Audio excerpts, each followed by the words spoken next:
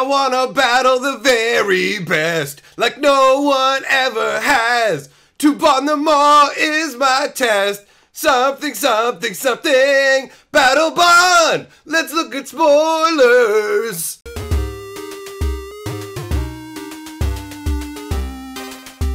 Greetings, owners of fine luxury cardboard rectangles, and welcome to you being spoiled. Not really. We're going to talk about Battlebond spoilers. We're going to see what's up in here. We got a nice sampling. Now, this set has a ton of reprints. There's only 85 new cards in the whole set.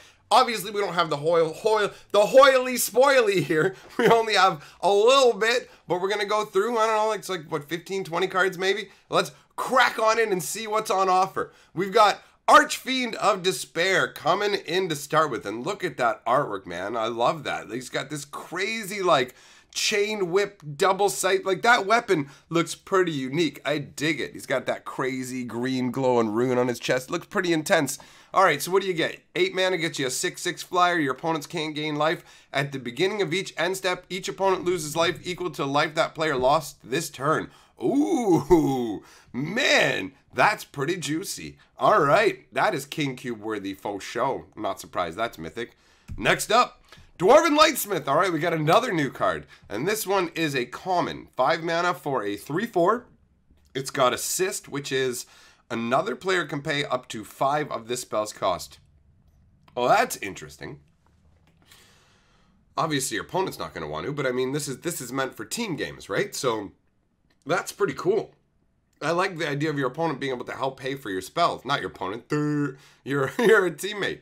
I mean, your opponent could if they wanted to. But anyways, 6 mana for 3/4. What does it do? When it enters the battlefield, creatures your team controls get +1/+1 delay to turn.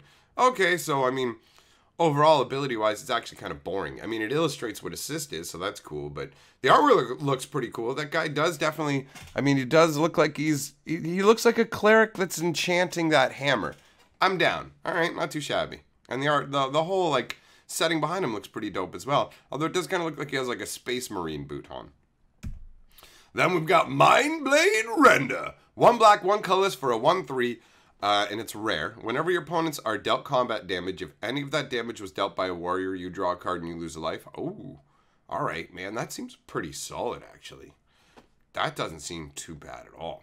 I would totally toss that into the King Cube. It's an interesting conditional sort of card draw. I mean, it doesn't do it for every warrior because that would be busted. All right, so it says there will be no secrets between us, like it or not. Well, that doesn't make any sense. Unless you're going to tell your opponent, like, okay, so you're the Mind Render. You're the Mind Blade Render. You can come up and it's like, I can read your thoughts. So now there's no secrets between us. Well, you haven't told me all your secrets. So if you have any secrets, you're a liar. That didn't even make sense. And that, I don't know. Honestly, the hand, the way, I don't know if it's the way that it's gesturing in the artwork or whatever, but it doesn't have that much menace to it. It doesn't feel scary, like these are spectral blades that will go deep into your mind. It just, I don't know what it is about the artwork. I don't know, maybe it's her stance, maybe it's her imperious kind of stance combined with the hand thing, but there's no menace to this. This doesn't scare me.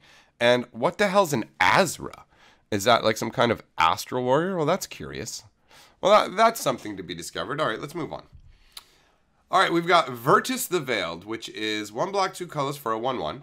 Partner with Gorem The Great. So when he enters the battlefield, target player may put Gorem into their hand from their library, then shuffle. Oh, look at that. They changed the wording of how you search. That's cool. All right, so then the artwork we've got, he's an Asura too. So I guess Asuras are purple-skinned dudes. All right, I can get behind that. Look at that pickaxe that he's got. Is that like molten-tipped or blood-tipped? He's got a pickaxe, and he's got, what's in his other hand? It's hard to pick out, actually. Is it like a hook? Is it a stinger, like a scorpion's tail? And it looks like he's got a glowing hot, like, metal chain connecting that kind of weird nunchuck variety style weapon that he's got there. I mean, obviously, it's not a nunchuck with the length of the chain, but I don't know what the hell you would call that kind of a weapon with that weird, like, military pick style top and what I assume is a scorpion stinger tail, but it's hard to discern from the artwork.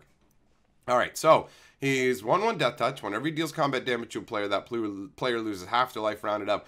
Cool! Right on, man. That's hardcore for an assassin. Depending on how well he combines up with Gorem The Great, this could be pretty cool. But on its own, this is something that's King Cube worthy. Although the tutor thing becomes an issue there because you don't have tutors in the king cube normally. But let's move on. Gorem the Great right here. Perfect. He's next. So 1 green, 3 colorless for a 2/7. Partner with Verges. You can go search for Verges or target someone who can. I like that. In a team game, I could be playing green, you could be playing black, and we could each get the dudes. That's pretty cool. So he must be blocked if able, and he must be blocked by 2 or more creatures if able. Interesting. So if you only have 1 creature, you have to use it to block, and if you have two or more creatures, you have to block them with 2 or more. What the hell, man? That's crazy. So you have to block them with at least 2 creatures if you have at least 2 creatures. And I like the way they did the artwork between him and Verges, where it shows him like he's got his big shield claw arm up. It's cool. It gives the concept of like in like an arena battle, Gorem would be charging around as like basically like a gigantic human shield wall, and Verges would be like zipping around just like poisoning people with this crazy weapon or whatever assassin tools he has. I dig the flavor between these two. Very cool. And then we've got, this is Stunning Reversal. This is a foreign version of it. It's an instant that says, if you would lose the game this turn, instead draw 7 cards and your life total becomes 1. Exile Stunning Reversal. The artwork on this card is ugly. It's just absolutely garbage. The concept behind it is fun. And this thing, I can think of some interesting combo engines to build this into. My brain started thinking of some fun stuff to play around with this. I think it'd be interesting to see it played with stuff like Lich's Mirror and Channel and other fun nonsense. So anyhow, that one's the artwork though is just god damn, the artwork is ugly on this. The chick specifically, the chick or the dude, whatever the hell it is in this artwork. The pit that they're falling over looks fine, but overall not great. Don't like it. Then we've got Play of the Game. What? Play of the Game? What does that even mean? Oh, God. What a stupid name. All right, let's look at the card and figure out what it is here. 2 white, 6 colorless sorcery. Assist. Another player can pay up to 6 of the spell's cost. Look at that. It changed even casting costs and stuff. They're simplifying it in ways that I feel are perfectly normal. All right. Exile all non-land permanents. Oh, wow. That is a big flashy effect. The most sensational play, send everyone home breathless. Oh, God, they named it Play of the Game because it's supposed to be like, that was the biggest, most exciting, like, oh, my God. It couldn't be like Exciting Zenith or something. They had to just be like Play of the Game. Oh, God. This is the esports sports theme that's coming through, and it's weak. It's really weak in terms of flavor. This is some ham-fisted namery for a card that, honestly, the artwork looks amazing. The concept behind the card is really cool. Like an amazing arena battle where everything, just some epic blast that wipes everything out. Cool. I definitely really enjoy it. It's like way high up in the sky in the air there with all the like magical energy waving off it. It looks amazing. The name ruins this card, though. Oh, God. I mean, it's still playable and everything, but if it had been given a good name, it would tie it together so much. Oh, fuck. All right, well, let's move on. Will Kenrith, 6 mana, 4 cost, blue planeswalker. Or no, wait, 6 mana, 4 loyalty, blue planeswalker. +2 ability until your next turn, up to 2 target creatures, each have base power, toughness 0/3, and lose all abilities. Oh, that's cool. -2, target player draws 2 cards. Until your next turn, instant sorcerers and planeswalker spells that player cost 2 less to cast. Oh, cool. Nice. So it's something you can use on yourself or someone. I like that. That's nice. Target player gets an emblem with whenever you cast an instant or sorcery spell, copy it. You may choose new targets for the copy. Target players with the emblem. That's also very cool. Partner with Rowan. So you can have this as partnered commanders. So I guess this chick right here is also, yep, here we go. Rowan Kenrith. 6 mana, same thing. Red, 4 loyalty, all right. +2, during target player's next turn, each creature that player controls attacks if able. -2, she deals 3 damage to each tapped creature target player controls. All right, not too shabby. -8, target player gets an emblem with whenever you activate an ability that isn't a mana ability, copy it. You may choose new targets for the copy. All right, not too shabby. The artwork on these two is not really that appealing, in all honesty. It's just kind of, I don't know, run-of-the-mill, unimpressive. Like, I don't know. These guys don't feel very special, but whatever. I'm just going to move on. Doubling Season. All right, so they brought Doubling Season back. That's cool, man. Getting more copies of Doubling Season out there is always good. Of course, they're going to do it at Mythic because they're cash grab bastards, and they could never just put it at Rare or give us reasonable access to these things because they know how much, oh, it's worth too much money, and we got to maintain that scarcity. Thanks, guys. The artwork on this doubling season, I actually really like it. This looks really cool, man. Look at this gigantic Coliseum. And it's like a day of celebration or something. They got fireworks going off. You got all these people coming in their colorful robes. It looks really nice and clean and inviting. Like, this is cool, honestly. I enjoy this artwork a lot. I like this, like, Greek Colosseum sort of feel that it's got to it with the magical beams blasting off into the sky. Oh, this is cool. I definitely enjoy the look of that. And Doubling Season's a fantastic card, so this is an excellent reprint. Then we got Piers Whim. Now, this one confused me because Pier looks really white in this, but in the other artworks they show him as, he looks black. And I don't know if this is because, like, the idea for Battlebond has been kicking around for a long time, like years and years. G Sports, Gavin. I call him G Sports because of Battlebonds, and he talked about Battlebond and how he talked about it's going to be esports. So I call him G Sports. But anyways, they said that this set was a long time in the making. So I don't know if this was a piece of art that was painted a long time ago for it, then they never ended, like they were just like, okay, we're going to use it. Because Pier is white here. Like, very clearly white. It's confusing, and it looks like he has blue eyes, too. And then when you see him, and we'll talk about it in the next card, he's black and brown-eyed. And it's like, but it's the...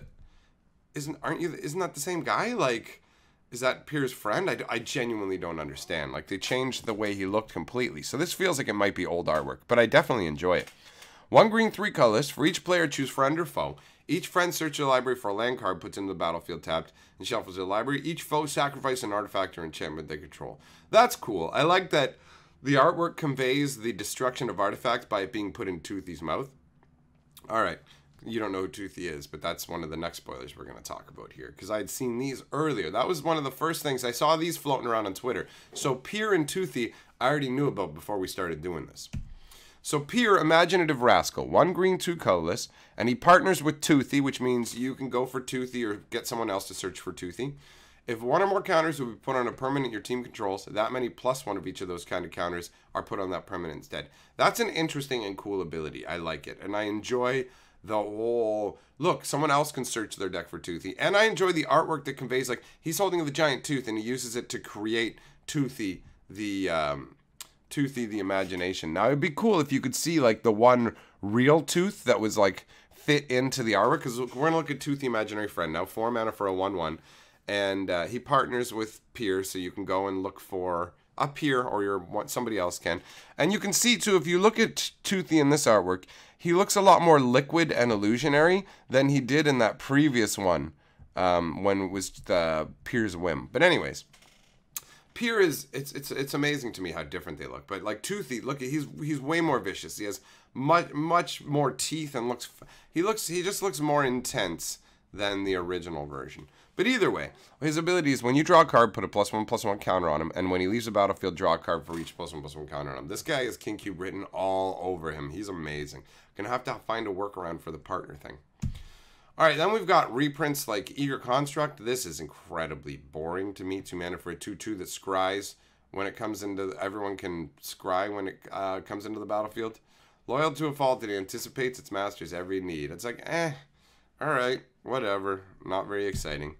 This is interesting, though. Another assist creature. 7/5, 1 green, 7 colorless for a 7/5 trampler. But it's got assist. So somebody else can help you pay up to 7 colorless of its casting cost. Which means, 8 mana for a 7/5 feels like a lot, but when you can spread it across multiple people, that changes things. Arena beasts are bred for flashiness and foul temper. An extra head addresses both requirements. I love this insane looking Binox. It's got this like crazy alien feel to it with its almost like the crabbish kind of coloring and look to its claws. It's got the 2 heads and the crazy, like, I don't know, like Arctic ape feel of the fur on its mane and everything. Definitely a cool creature. Doomed to Dissenter, back from Amonkhet. Pretty disappointing. 1 black, 1 colors for a 1/1. When it dies, you get a 2/2 black zombie. There's only 1 fate left to those banished from the God Pharaoh's city. Doesn't make any sense, because why would he come back as a 2/2 all of a sudden? He's not going to be any stronger. He's going to be weaker, but whatever. Let's not stick with Amonkhet's logic. All right, Doom Traveler. 1 white mana for a 1/1. This guy's great. Honestly, Doom Traveler's fantastic, and I always enjoyed the way that they conveyed the spirit token that is going to be hit, like the When he dies, you get a 1/1 white spirit creature token. And that is represented by his shadow with its arms extended like this, almost like either flying away or pleading, like you don't know what's going to happen. And I love that he's turned away, completely unaware of what's going to happen to him. This artwork is fantastic, and Doom Traveler is a great card. Daggered Roam Imp. So you get 2 mana, get you a 1/1 flying lifelink.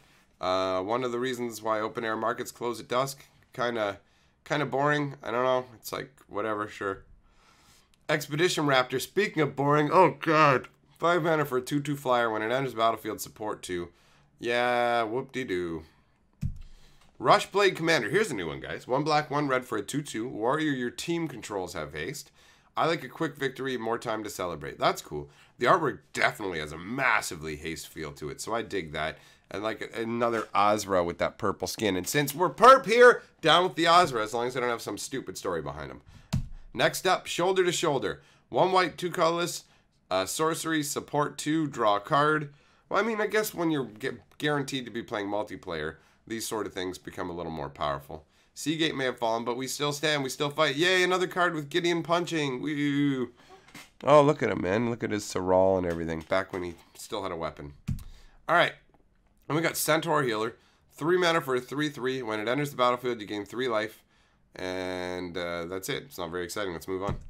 Auger Spree. Alright. Alright, back from Return to Ravnica. 4 mana to give a creature +4/-4 until end of turn. I like this card for its versatility. It can be used as creature kill or creature boost on a really beefy creature. So that's pretty neat. Then we got Fan Favorite. This is a new one. Look at that pose. Hey! 4 mana, 2/2, assist, so that's alright. And 2 mana, Fan Favorite gets +1/+1 till end of turn. Oh, it's got a pump anyone can activate. Okay, cool. Oh, he's doing this. I can't hear you! Pathetic. I've heard more noise in a monastery. Let me hear you, Valor's Reach. He looks kind of lame, but I like the whole, like, they're throwing petals down on him and his sword looks pretty epic, so that's cool. Huddle Up. Oh, God, the naming.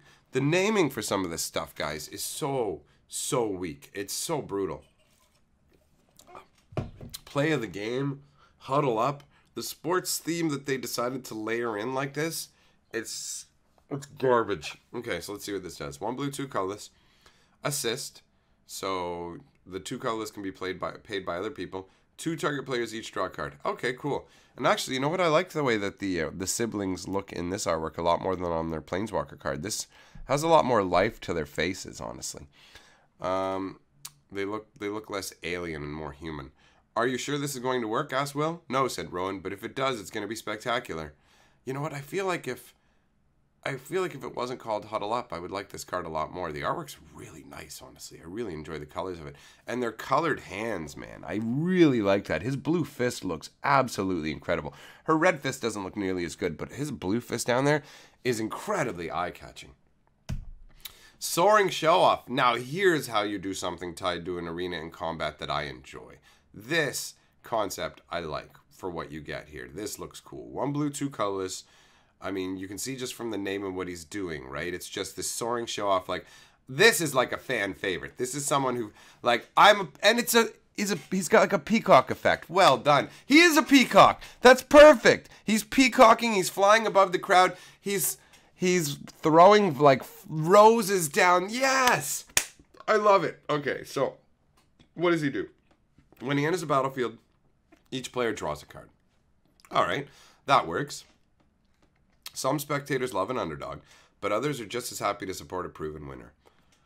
Flavor text kind of weak, but the artwork and the name, fantastic. I love that idea. I love the idea of a fucking, like a warrior just flying in like this big majestic peacock and just raining roses down. Like, it's so over the top, but that's exactly where it belongs. I love it.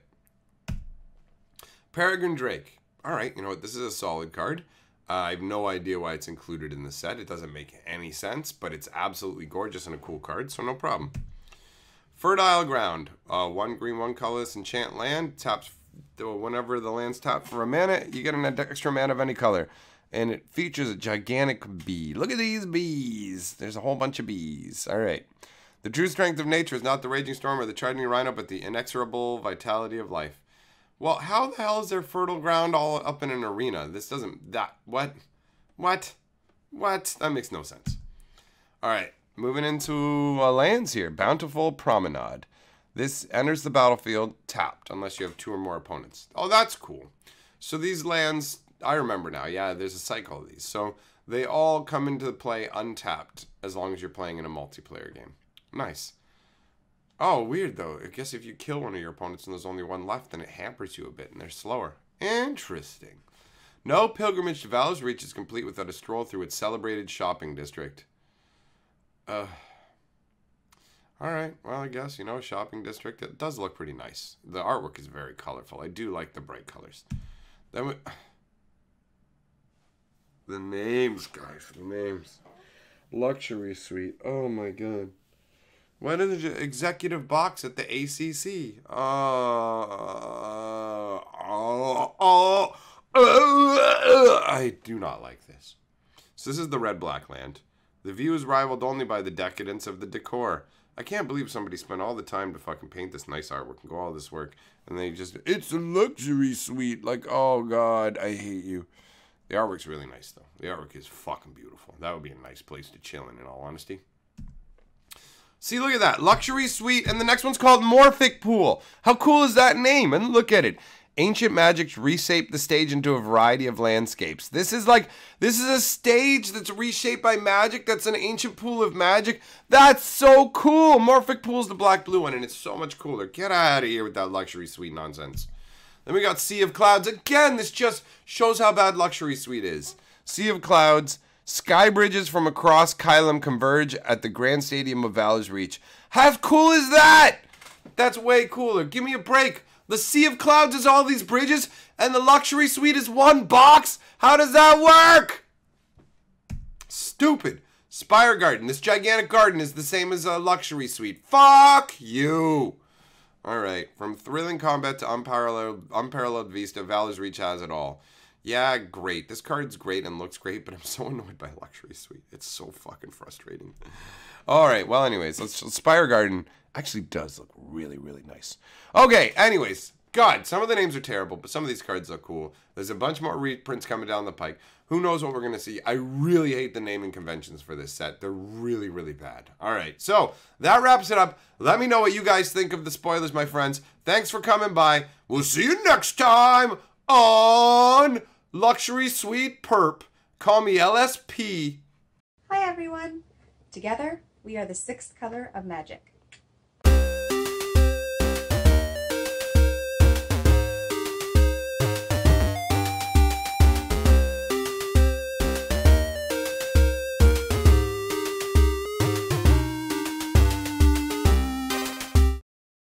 Perp Media, we the best card boys.